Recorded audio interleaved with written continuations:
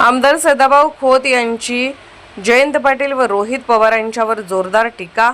सांगली सातारा विधान परिषद निवडणुकीसाठी आज सांगलीमध्ये मतदान पार पडले। या निमित्ताने आमदार सदाभाऊ खोत यांनी राजवाडा येथील अप्पर तहसील कार्यालयाच्या ठिकाणी असणाऱ्या मतदान केंद्राला भेट दिली। यावेळी प्रसार माध्यमांशी बोलताना राष्ट्रवादी शरद पवार पक्षाचे आमदार जयंत पाटील आणि रोहित पवार यांच्यावर जोरदार टीका केली आहे। विधान परिषदेसाठी चालू असलेल्या मतदानाच्या वेळी मोठा पोलीस फौजफाटा तैनात करण्यात आला होता। यावेळी विविध राजकीय पक्षाच्या मतदारांनी आपले मत देऊन कर्तव्य पार पाडली। यावेळी जिल्हाधिकारी व पोलीस अधीक्षक यांनी मतदान केंद्राची पाहणी केली।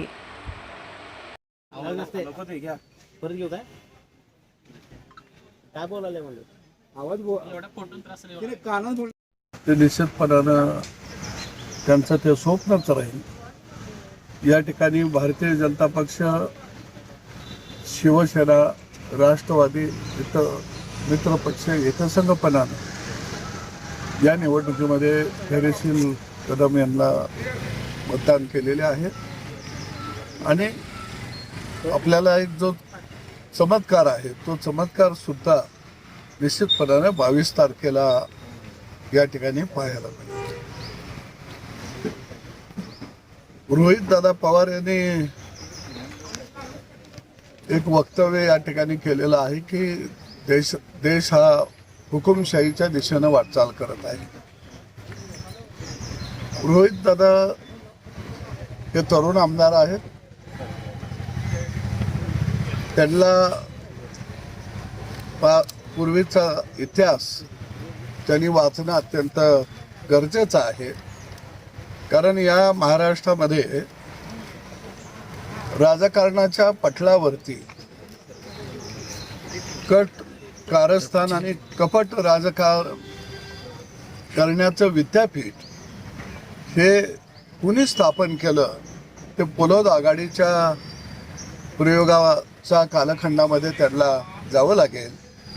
आणि कट कारस्थान आणि कपट राजकारणाचं विद्यापीठाचे कुलगुरू हे आपले आजोबाच आहेत। आणि त्यामुळं त्यांना वाटतं की लोकशाही हिंदुस्थानातले धोक्यात यायला लागलेले आहे।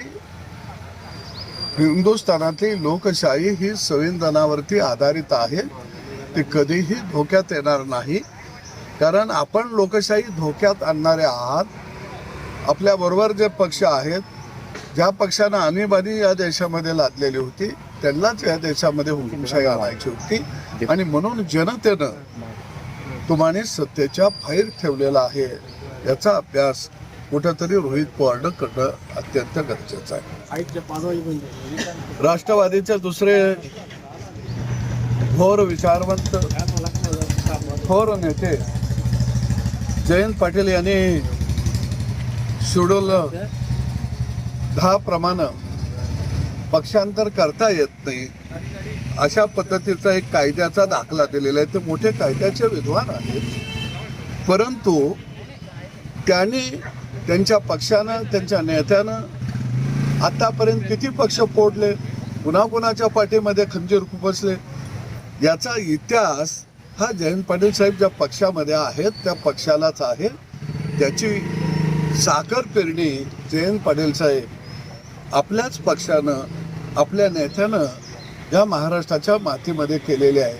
आता पीक जरा जोमात आलं या, तुम्ही पाखरं हाणत फक्त बसा, कणसाकडे मात्र बघायचं आता काम राहिलं नाही। त्याचे मालक दुसरे आहेत। दुसऱ्या बाजूला सांगलीमध्ये गुंडागर्दी वाढली, अमुक झालं तमुक झालं, त्यांचं एक वक्तव्य मला आपल्या माध्यमातून ऐकण्यात आलं। पण ज्यावेळी ते 20 वर्ष मंत्री होते त्यावेळी जयंत पाटील हे गुंडांच्याच माहेरामध्ये राहत होते।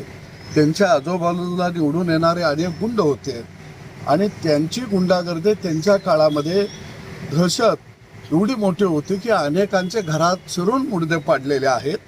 त्यामुळं सपत चेहऱ्याच्या गुन्हेगारावरती बोलणं म्हणजे महाराष्ट्राची ही क्रूर चेष्टा आहे असं म्हटलं तर काही वावगं ठरणार नाही।